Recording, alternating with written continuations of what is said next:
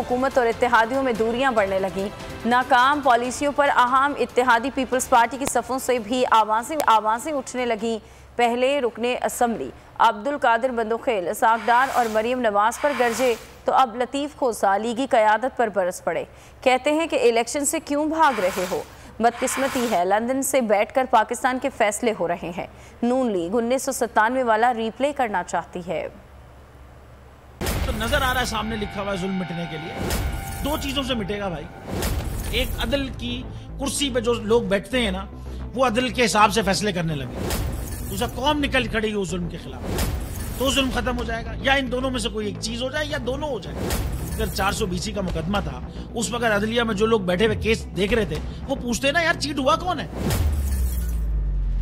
जब उनको दिखता कोई चीट नहीं हुआ, केस खत्म कर देते। तो जालिम जुल्म कर ही नहीं पाता।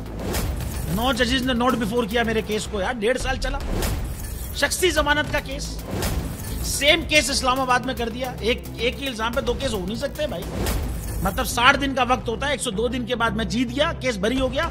102 दिन के बाद अपील फाइल की, एक्सेप्ट कर ली। नहीं करते ना एक्सेप्ट, खत्म हो जाता ना जुल्म यार। भरी अदालत में मुझे बरी कर दिया, फिर पता नहीं क्या हुआ 2.5 घंटे बाद का नोट बिफोर। मैं नहीं सुनता ये केस, खड़े रहते अपने फैसले, मिट जाता जुल्म। अल्लाह ताला ने बिठाया इन कुर्सियों पे इनको यार, ये अल्लाह ताला की तरफ से फैसले करने हैं।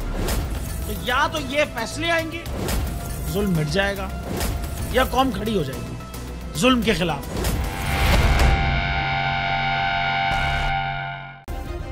सब्सक्राइब करें और बेल दबाएं ताकि कोई खबर रह न जाए।